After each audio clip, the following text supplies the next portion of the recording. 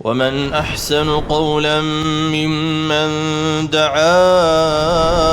إلى الله وعمل صالحا وقال إنني من المسلمين. دعوة الأنبياء የነቢያት ጥሪ በሁሉም ቦታ ጊዜና ሁኔታ። بسم الله الرحمن الرحيم الحمد لله رب العالمين الصلاة والسلام على أشرف الأنبياء والمرسلين نبينا محمد وعلى آله وصحبه أجمعين أما بعد نريد ባለፈው ፕሮግራማችን ላይ ተቅዋ አላህን መፍራት ምን እንደሆነ አይተናል። አላህን Subhanahu Wa Ta'ala መፍራት ከኛም በፊት የነበሩት ህዝቦች የታዘዙበት እንደሆነ ተነጋግረናል። አሁን ደግሞ አላህን የሚፈሩ ሰዎች መጨረሻቸው ምንድነው? አላህ በቁርአን ላይ የተለያዩ ነብያቶችን ታሪክ ነግሮናል። ከነዛ ውስጥ ስለ ነብዩላህ ኑህ በሰፊው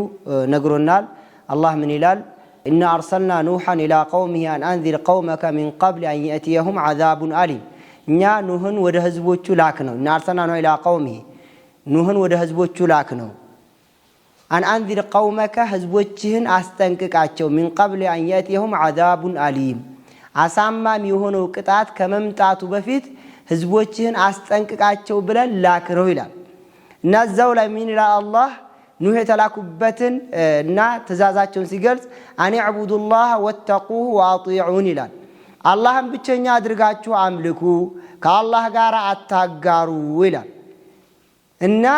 እሱንም ፍሩት ተብሎ ነው የተላኩት ነብዩላህ ነው። ለረጅም ጊዜ ዳዕዋ አደረጉ። ሱረቱል አንከቡት ላይ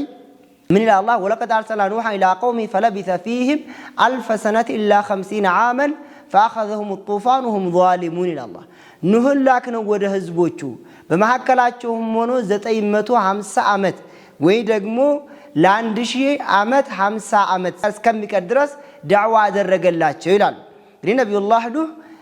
ዑለሞችን በመያዝ 950 ዓመት ዳዕዋ ላይ ብቻ ቆይተዋል ይባላል። ስለዚህ 950 ዓመት ዳዕዋ አድርገዋል። ያደረጉት ዳዕዋ ምንድነው? አን ዕቡዱላህ ወተቁሁ ነው። አላህን ብቻ አምልኩ እሱንም ፍሩት እያሉ ነው ዳዕዋ ሲያደርጉ የነበረው። ስለዚህ ይሄን ዳዕዋ ቀጠሉበት። ህዝቦቻቸውን ጋር እንደዚህ ይነጋገሩ ጀመሩ። ወለቀድ አርሰልና ኑሐን ኢላ ቀውሚ ኢኒ ለኩም ነዚሩን ሙቢን ይላል። እኛ ኑህ ላክነው አላቸውም ለነሱ እኔ ለናንተ አስጠንቃቂ ነኝ ጌታችሁን ፍሩት እምቢ ካላችሁ የከፋ ያዝን ይዛችኋል እያሉ ያስጠነቅቁ ጀመር። ከዛ ህዝቦቹ መልስም ነበረ فقال الملأ الذين كفروا من قومه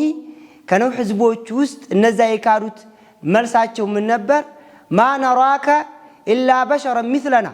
እኛ እኮ አንተን እንደኛው ሰው ነህ ብለን ነው የምናምነው። እንደኛው ሰው ከሆንክ ደግሞ ልንሰማ አይገባም ነው በእነሱ ጋር። እንግዲህ ጭንቅላታቸውን ተጠቅመው እንደኛው ሰው አድርገን ነው እንጂ ምንክ ሌላ አይደለም። እኛ እኮ አንተን አናምንም እንደው ስናይ አትመስለንም። እነዛ ደካሞችና ቂላቂሎች ናቸው የተከተሉ ብለን ነው የምናምነው አሉት። ባዲ الرأي ያሉ ምንም ማሳሰብ የሌላቸው ማሰብ ማስተዋል የማይችሉ ብለው መልስ ሰጧቸው።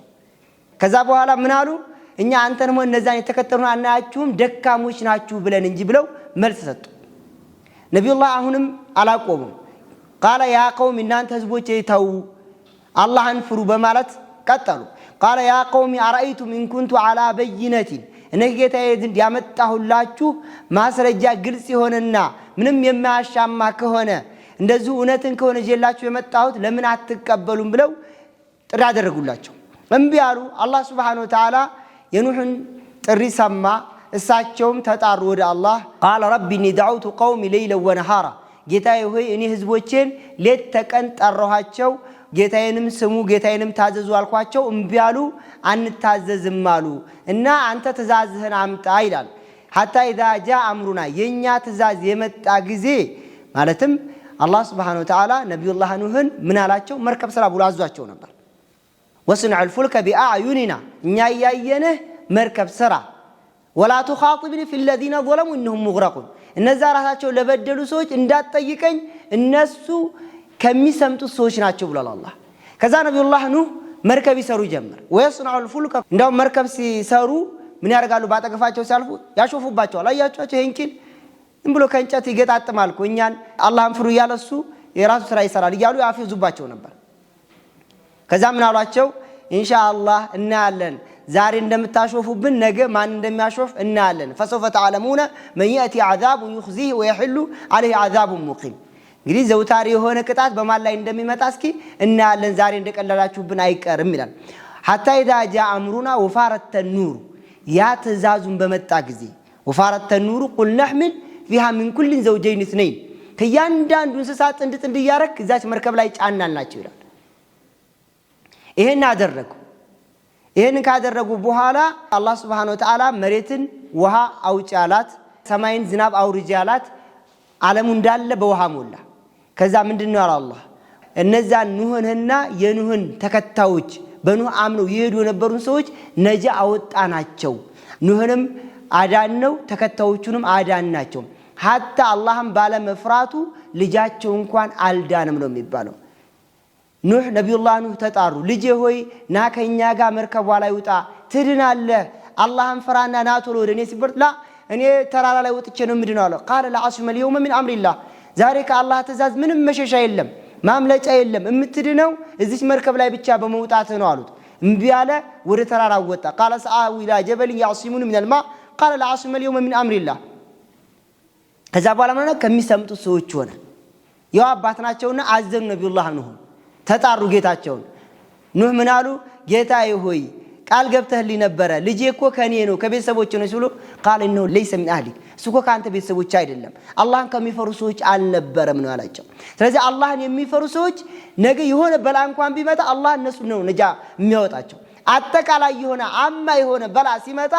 የሚድኑት በተለይ በዲን ነገር ከመጣ አላህን የሚፈሩ ሰዎች ናቸው አላህ ዱንያ ላይ እንኳን አብሮ ወንጀል በስቶ ቢጠፉ ነገ አኺራ ላይ እነሱ እንደሚድኑ ቃል ገብቶላቸዋል ማለት ነው ይሄንን ከዘረዘረ በኋላ ነው እንግዲህ ነብያችን አለይሂ ሰላቱ ወሰለም ምን አላቸው تلك من انباء الغيب نوحي اليك ይህችኮ የሩቅ ወህይነ تلك من انباء الغيب የሩቅ ወሬናት ወደ አንተ ወህይ ምናወርድልህ ما كنت تعلمه انت ولا قومك አንተም ሆንክ ህዝቦች የሚያቋት አልነበረችም ማለና فاصبر ان العاقبه للمتقين الله ትግስታር ዛሬ በመታደርገው ዳዋ በመታደርገው እንቅስቃሴ ላኢላሃ ኢላላህ በሉ ይያልክ ታደርገው ጥሪ ሶብር አድርግ ያአላህን ትእዛዝ ቀጥ አድርገህ በመፈጸም እኔ ከለከልኩን በመከልከል ሶብር አድርግ አላህን የሚፈሩ ሰዎች መጨረሻቸው ያማረ ነው የሚለው አላህ ይሄ ነው እንግዲህ ነብዩላህ ኑህን ያን ሁሉ ደክመው አላህ ዝም ብሎ አላንተና አላደረገላቸው ነጃ ወጣቸው ያ ሁሉ ማዕበል ሲመጣ የነብዩላህ ኑህን የተሙ ሰዎች 80 አካባቢ ናቸው ነው የሚባለው አላህን በመፍራታቸው ነጃ ወጡ ማለት ነው ዱንያ ላይ እንኳን ቢሆን ነጃ የሚወጣው በተቅዋ ነው ወከዛሊከ ነብዩላህ ሙሳ አለይሂ ሰላም ፍርዓውን ጋር ያን ሁሉ ነገር ካደረጉ በኋላ ነጃ ወጣቸው ምንድነው በተቅዋ ነው قال موسى لقومه استعينوا بالله واصبروا ان الارض لله يورثها من يشاء من عباده والعاقبة للمتقين نبيو موسى مال ان انت ህዝቦች ሆይ በአላህ ታገዙ ሶብርም አርጉ ان الارض لله መሬት በአጠቃላይ ለአላህ ናትና يورثها من يشاء ለፈለገው ሰው ያወርሳታል من عباده ከባሮቹ والعاقبة للمتقين ያማረ መጨረሻ ለማን ነው አላህ Subhanahu Wa Ta'ala ለሚፈሩ ሰዎች ነው የሚለው ስለዚህ አላህ Subhanahu Wa Ta'ala መፍራት የበለጠ በዱንያም ሆነ በአኺራ ነጃ እንድንወጣ ነው የሚያደርገን እንደዚሁም ከዚህም በፊት ሌሎችም ነብዩላህ ሁድን ካየን ህዝቦቻቸው ረጅም አመት ጠርተው እንቢያሯቸው እንዳውም እንደበድባለን በሽተኛ ነህ የሆነ ነገር ጣዖቶቻችን አስነክተውሃል እብድ ነህ እያሉ ይዝቱባቸው ነበር እሳቸው ደግሞ አላህን ፍሩ ከማለት ወደ ኋላ አሉ አላህን ብቻ አምልኩ አላህን ፍሩ ነበር ጥሪያቸው እንቢ ሲሉ ምንድነው አላቸው ወለማ ጃ አምሩና ነጀይና ሁደን ትእዛዝ አንሰማም ሲሉ ሁድንና ከሱ ጋር የነበሩትን ህዝቦቹን አዳናቸው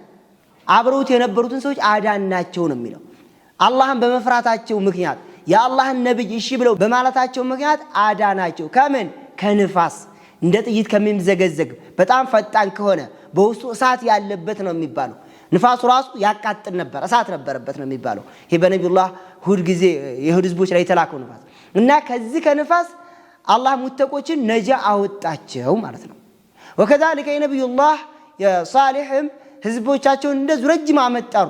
እንቢ አሉ ህዝቦቻቸው እንዳውም ሁም ብለው ያላህን ትእዛዝ አንሰማም ብለው ብዙ ተአምር አሳየናሉ አሳዩአቸው ያንን ካሳዩአቸው በኋላ አላህ የሆነች ግመል አወጣላቸው قال يا قوم هذه ناقة الله لكم آية እቺ እናንተ ህዝቦች እቺ ግመል ለእናንተ የመጣች ተአምር ናት ስለዚህ በመጥፎ ነገር እንዳትተናኮሏት ከተተናኮላችኋት ትጠፋላችሁ አላቸው እንግዲህ አላህ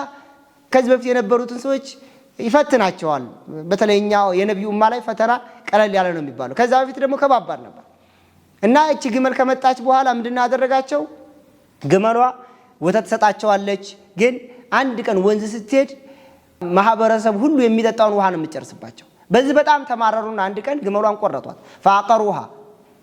መተው ቆረጧት فقال تمتعوا في داركم 3 ايام ذلك وعد غير مكذوب አላቸው አላህ እቺን ግመል ገደላችኋት በሉ እንግዲያው 3 ቀን ቤታችሁ ተጠቀሙ ከዛ በኋላሳ አላህ Subhanahu Wa Ta'ala ጥፋቱን ያመጣባችኋል አላቸው ነብዩላህ ሷሊህ ያንን ዳዕዋ አድርገው አልቆይም ከ3 ቀን በኋላ ሁሉን አጠፋቸው ከዛ ማን ቀረ ወነጀይነ الذين كانوا معه የሚለው አላህ እነዛን ከሱ ጋር የነበሩትን ሰዎች አዳናቸው ነው የሚለው በምን ምክንያት አላህን በመፍራታቸው የአላህን ትእዛዝ አላህን ብቸኛ አምልኩ ብሎ ሲጠራቸው በመስማታቸው ነው ከዚህ ሄዳኑት ማለት ነው ነብዩላህ ኢብራሂምን ካየን ከዛሊከ እሳት ላይ ተወርውረው እሳት ላይ አላቃጠላችሁም ያለቻቸው አላህን በመፍራታቸው ምክንያት ነው የተቅዋ ውጤት ነው ይሄ ራሱ ማለት ነው ነብዩ አለይሂ ሰላቱ ወሰለም ያናም 13 አመት ዳዕዋ አድርገው መዲና ከሄዱ በኋላ መዲና ላይ ሄደው ጂሃድ መተው ጂሃድ ዲፋ ከራሳቸው ላይ እንዲከላከሉ ካዛቸው በኋላ ቁረይሾች እናጠፋቸዋለን ብለው መተው ሲረዳቸው በምክንያት ነው በተቅዋ ምክንያት ነው አላህ Subhanahu Wa Ta'ala በመፍራታቸው ወደሱ በመሸሻቸው ምክንያት ነው ለአላህ በመጋደላቸው ምክንያት ነው ስለዚህ ተቅዋ የሚባለው ነገር ነገ ነጃ የምንወጣበት ዱንያ ላይም ነጃ የምንወጣበት ነገም አኺራም ላይ ነጃ የምንወጣበት ነው አላህ ثم نجي الذين اتقوا ونذر الظالمين فيها جثيا ብሏል ነገ አኺራ ላይ ደግሞ እኔን የሚፈሩትን ሰዎች ከጀሃነም ነፃ አወጣቸዋለሁ እነዛኞቹን ግን እኔን አንፈራም ብለው እኔን ያስተባበሉን ሰዎች የታስገባቸዋለሁ ጀሃነም ላይ ተዋቸዋለሁ በንብርክ እዛው የዳሁ ይቀራሉ ነው የሚለው ስለዚህ ተቅዋ የሚባለው ነገር ነገ አላህ ፊት ትልቅ ሰበብ ነው እሱን ተቅዋ ልንይዝ ይገባል አላህን Subhanahu Wa Ta'ala ልንፈራው ይገባል ሁሉ ጊዜ ተቅዋን ራሳችን ጋር ማዳበር አለብን ተቅዋ ደግሞ የሚመጣው ዝም ብለን በምላስ አይደለም ቁርአንን በማብዛት ነው ከዛሊከ ዚክር የጧት ማታ ዚክሮችን በማብዛት አህለል ኸይሮች ጋራ ማለትም ቂራአት የሚቀራበት ቦታ ላይ ዳዕዋ ቦታ ላይ የተለያዩ ዳዕዋዎችን በመስማት ነው ልባችንን እናላጥበው የሚገባው ካልሆነ ሸቂዮች ጋር አየዋል ሌላ ያልሆነ ወይ ሙዚቃ የሚሰማ ሰው ጋራ ወይ ሌላ حرام የሚሰራ ሰው ጋራ ዝም ብሎ በቃ ይሄ ባልሆነ በሆነ ነገር ጊዜውን የሚያሳልፍ ሰው ጋራ ይዋል ተቅዋ የሚባለው ሊመጣ አይችልም ተቅዋ ከመናገኝባቸው ሰበቦች አንደኛው ኢልም ማዕድ ላይ መቀመጥ ነው ኢልም የሚሰጥበት ቦታ ቁጭ ብለን ማዳመጥ ነው ቁርአን የሚቀራበት ቦታ ላይ ቁጭ ብለን ማዳመጥ ነው እኛ እንኳን ቁርአን ካልቀራን በል እንደውም hatta አንዳንድ ጊዜ ብቻችንን ቁርአን ከመቅራት ሰዎች የሚቀሩበት ሰባሰቡበት ቦታ ላይ መስጂድ ላይ ሄደን መቅራትና ብቻችን በምንውበት ሰዓት አንድ አይደለም ለምን ሰዎችን አይተን ይበለጠ እንጠናከራለን አላህ Subhanahu Wa Ta'ala እንድንፈራ ይገፋፋናል ማለት ነው ስለዚህ ተቅዋን ራሳችን ላይ ማለማመድ አለብን ለምን ለራሳችን ስንል ነው አላህ Subhanahu Wa Ta'ala እኛ ፈራ ነው አልፈራ ነው ለሱ ምንም የሚጨምርለት የሚቀንስለት ነገር የለም እኛ ራሳችን ለመጥቀም ስንል ከራሳችን ጋር ተቅዋን መላመድ አለብን ማለት ነው ተቅዋን ከራሳችን አንድ ማድረግ አለብን እኔም በተናገርኩት እናንተም በሰማችሁት አላህ Subhanahu Wa Ta'ala ተጠቃሚ አላህ አድርገን የዛሬው ፕሮግራማችን በዚህ ይተናቀቃል سبحان ربك رب العزة عما يصفون وسلام على المرسلين والحمد لله رب العالمين والسلام عليكم ورحمة الله وبركاته دعوة الأنبياء إسلامي درجت دعوة الأنبياء إسلامي درجت የእስልምናን የጠራ መልእክት ለብዙሃኑ የማህበረሰብ ክፍል ተደራሽ ለማድረግ የተቋቋመ ህጋዊ ድርጅት ነው ድርጅታችን ከላይ የተገለጸውን ዓላማ በሚዲያና ቴክኖሎጂ ዘርፍ ማህበራዊ ሚዲያዎችን ማለትም ዩቲዩብ ፌስቡክ ቲክቶክ ኢንስታግራም እና ቴሌግራም ፕላትፎርሞችን በመጠቀም የእስልምናን መልእክት ተደራሽ ለማድረግ እየሰራ ይገኛል